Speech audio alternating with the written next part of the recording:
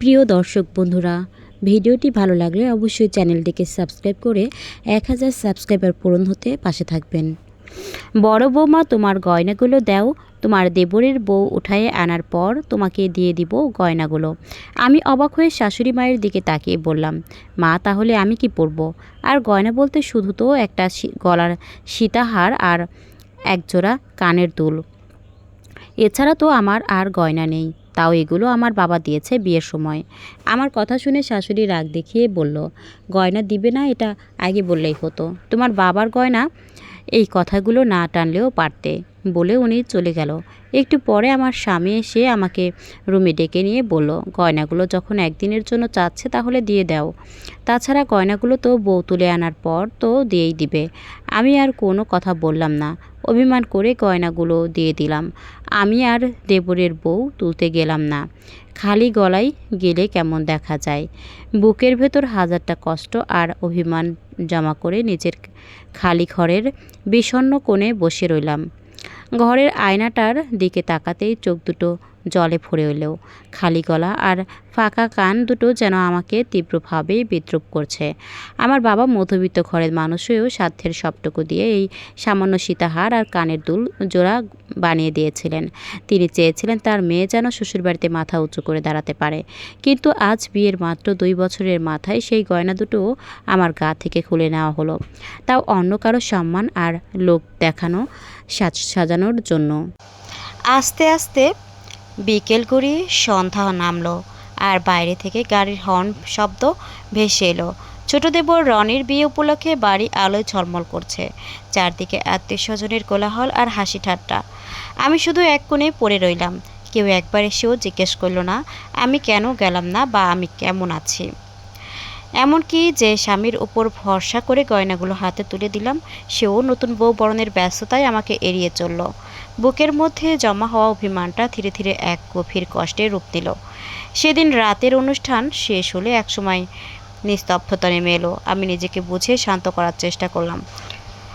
মনে মনে ভাবলাম, যাই হোক, একদিনই তো কথা। নতুন বউকে নিয়ে অনুষ্ঠান পার হয়ে গেলেই মা তো বলেছিলেন গয়না ফেরত দিয়ে দেবেন। স্বামীও তো একই আশ্বাস দিয়েছিলেন। এই ভেবে নিজের চোখের জল মুছে একরকম না ঘুমানো রাত কাটালাম। দিন 2 কেটে গেল খুব দ্রুত। বিয়ের শোরগোল কিছুটা থিতিয়ে আসার পর কথা ছিল গয়নাগুলো আবার আমার কাছে ফিরে আসবে। দ্বিতীয় দিনের বিকেলে শাশুড়ি মা নতুন বউয়ের ঘরে গেলেন গয়না আনতে। সঙ্গে আমার স্বামী শাহেদ আর রনিও ছিল। আমি রান্নাঘরের দরজার কোণে দাঁড়িয়ে দূর থেকেই সব দেখছিলাম। শাশুড়ি মা নরম কণ্ঠে বললেন, ছোট বৌমা, তোমার গায়ের ওই সীতাহার আর কানের দুল দুটি খুলে দাও তো। ওগুলো তো তোমার বড় ভাবির। বিয়ের সময় শুধু কনের শ্বাসটা পূর্ণ করার জন্য ওনাকে বলে তোমার গায়ে দেয়া হয়েছিল। এখন ওটা বড় বৌমাকে ফিরিয়ে দিতে হবে। কথাটা শুনেই তুলির মুখের মিষ্টি ভাবটা নিমিষেই মিলিয়ে গেল। সে সোজা হয়ে বসে এক গাল বিরক্তি নিয়ে শাশুড়ি মায়ের দিকে তাকায়। গলার সীতাহারে হাত বুলিয়ে বেশ শক্ত গলায় বলে উঠল, গয়নাগুলো তো আমাকে দেওয়া হয়েছে, তাহলে আমি কেন দিব? এগুলো কার গয়না? এটা তো আমার দেখার বিষয় না। আপনারা বিয়ের আগে আমার পরিবারকে কথা দিয়েছেন আমাকে গয়না দিয়ে তুলে নেবেন। এখন বউ ঘরে তোলার পর সেই গয়না খুলে নেওয়া হচ্ছে, এ কেমন বিচার? শাশুড়ি মা কিছুটা ভরকে গেলেন। তিনি সামলে নিয়ে বললেন, আহা বৌমা, বোঝার চেষ্টা করো। আমাদের সামর্থ্য ছিল না বলে সাময়িকভাবে বড় বৌমার বাপের বাড়ির গয়না দিয়ে তোমাকে আনা হয়েছে। রনি তোমাকে সব বলেনি? তুলি রনির দিকে তাকালো, তারপর শাশুড়িকে উদ্দেশ্য করে তীব্র গলায় বলতে লাগলো, রনি আমাকে কি বলেছে না বলেছে তা দিয়ে আমার কিছু যায় আসে না।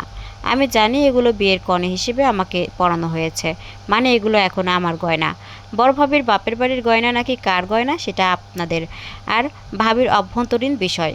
আপনারা আমাকে গয়না দেওয়ার প্রতিশ্রুতি দিয়ে এনেছেন, এখন ফেরত দিতে গেলে আমার বাবার বাড়ির অপমান হবে।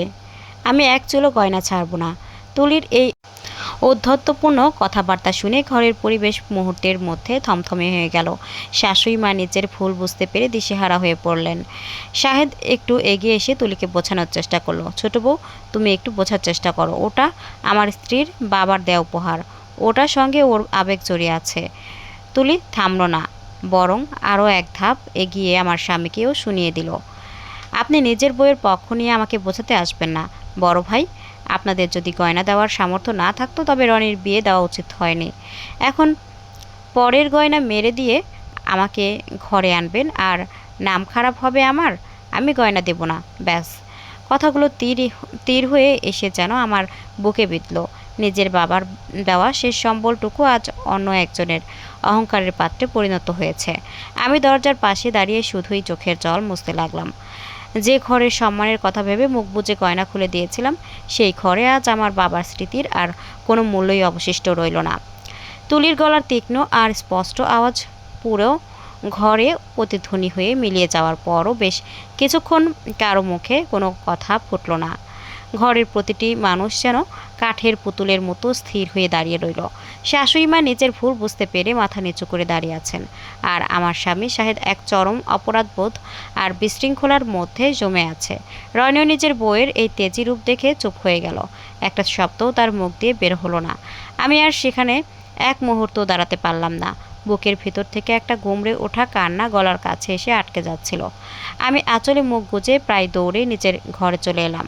বিছানায় হাঁটুতে মুখ গুজে বসতেই চোখ দিয়ে অঝোর ধারায় জল গড়িয়ে পড়তে লাগলো। এই সংসারের সম্মান রক্ষা করার জন্য শাশুড়ি মায়ের মুখের কথা আর স্বামীর আকুল অনুরোধের আমি নিজের শেষ সম্বলটুকু খুলে দিয়েছিলাম, অথচ আজ আমি সবচেয়ে বড় অপমানে ডুবে গেলাম। কিছুক্ষণ পর দরজার কাছে মৃদু পায়ের শব্দ পাওয়া গেল।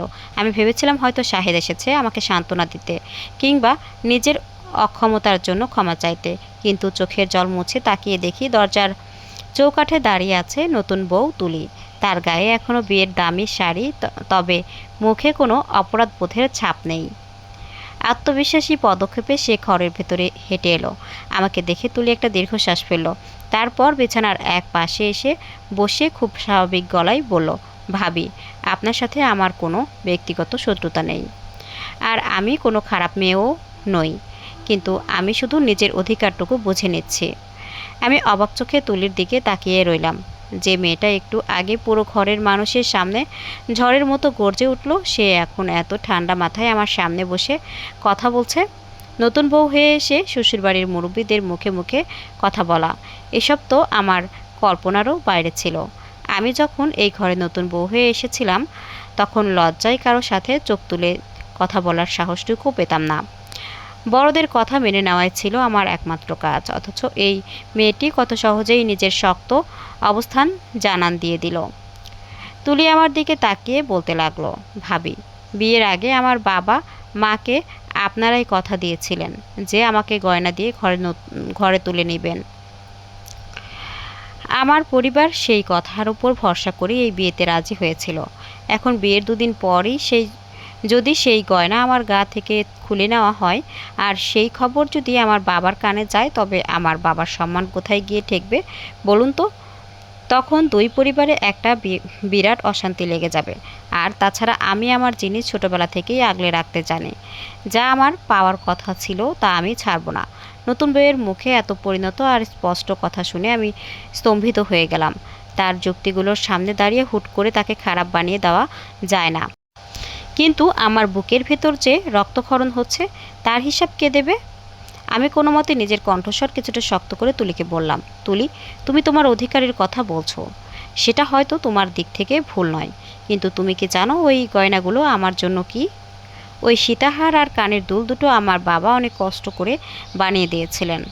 আমার বাবা কোনো ধন কুবের নন, মধ্যবিত্ত পরিবারের মানুষ। নিজের জমানো শেষ সম্বলটুকু দিয়ে তিনি আমার বিয়ের সময় ওগুলো আমার হাতে তুলে দিয়েছিলেন, যাতে শ্বশুর বাড়িতে আমাকে কারো কাছে ছোট না হতে হয়। ওগুলোর সাথে সোনার চেয়েও বড় আমার বাবার ভালোবাসা আর আবেগ জড়িয়ে আছে। কথাগুলো বলতে বলতে আমার গলা ধরে এলো। আমি আর চোখের জল ধরে রাখতে পারলাম না। তুলি আমার কথাগুলো মন দিয়ে শুনল। তার চেহারার কাঠিন্য কিছুটা যেন শিথিল হলো, কিন্তু সে নিজের জায়গা থেকে এক চুলও সরল না। সে মৃদুস্বরে বলল, ভাবি, আপনার কষ্টের জায়গাটা আমি বুঝতে পারছি। আপনার বাবার প্রতি আপনার সম্মান আর ভালোবাসাকে আমি খাটো করছি না, কিন্তু এই ভুলটা তো আমার না ভাবি, ভুলটা করেছে এই বাড়ির মানুষগুলো।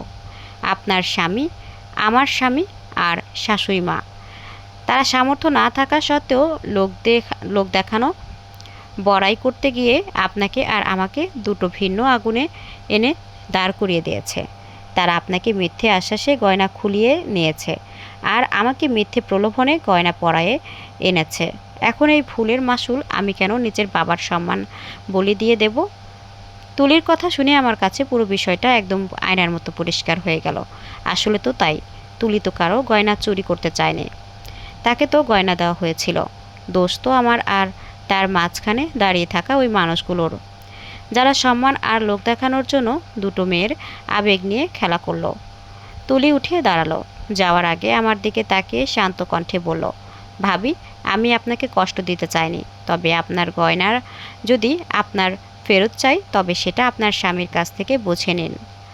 ওনাকে বলুন আপনার বাবার গয়না যেন উনি কিনে এনে দেন, কিন্তু আমার গা থেকে খুলে নিয়ে আপনাকে দিলে আমার বাবার অপমান হবে, যা আমি বেঁচে থাকতে হতে দেব না। তুলি ঘর থেকে বেরিয়ে গেল। আমি আগের মতোই শূন্য হৃদয়ে ঘরের কোণে বসে রইলাম। নতুন বইয়ের কথাগুলো মাথার ভেতর বারবার ঘুরপাক খেতে লাগলো। তুলি খারাপ মেয়ে নয়, সে শুধু নিজের অধিকার রক্ষা করতে জানে, যা আমি কোনোদিন শিখতে পারিনি। আমি সবসময় চুপ থেকেছি, মানিয়ে নিয়েছি, আর তার প্রতিদান পেয়েছি নিজের অস্তিত্ব আর সম্মান হারিয়ে। সন্ধ্যা পেরিয়ে রাত নামলো। শাহেদ ঘরে এলো খুব অপরাধীর মতো মুখ করে। সে আমার পাশে এসে বসে হাত দুটো ধরতে চাইল, কিন্তু আমি নিজের হাত দুটো সরিয়ে নিলাম। শাহেদ নিচু গলায় বলল, আমাকে ক্ষমা করে দাও। আমি বুঝতে পারিনি ছোট বউ এভাবে বেঁকে বসবে। তুমি তো দেখলে আমি বোঝানোর চেষ্টা করেছি। আমি শাহেদের দিকে তাকিয়ে একটা শীতল হাসি হাসলাম। তারপর খুব শান্ত গলায় বললাম, শাহেদ, আমার বাবার দেওয়া গয়না দুটো আমি তোমাকে বিশ্বাস করে তুলে দিয়েছিলাম। আমি ছোট বউয়ের উপর আর রাগ করছি না, কারণ সে তার অধিকারের কথা বলছে, কিন্তু আমার বাবার সম্মানের দায়িত্ব তো তোমার ছিল। এখন তুমি আমাকে বলো, আমার বাবার স্মৃতির মান তুমি কিভাবে রাখবে? আমার ফাঁকা গলা আর কান দুটো কি সারা জীবন এই সংসারের মিথ্যে অহংকারের মূল্য চুকিয়ে যাবে? শাহেদ আমার প্রশ্নের কোনো উত্তর দিতে পারল না। সে কেবল মাথা নিচু করে বসে রইল। ঘরের ভেতরের নীরবতা যেন এক গভীর উত্তেজনার জন্ম দিল, যার শেষ কোথায় কেউ জানে না। ভিডিওটি ভালো লাগলে অবশ্যই সাবস্ক্রাইব করে 1000 সাবস্ক্রাইবার পূরণ করতে সহযোগিতা করবেন। ধন্যবাদ।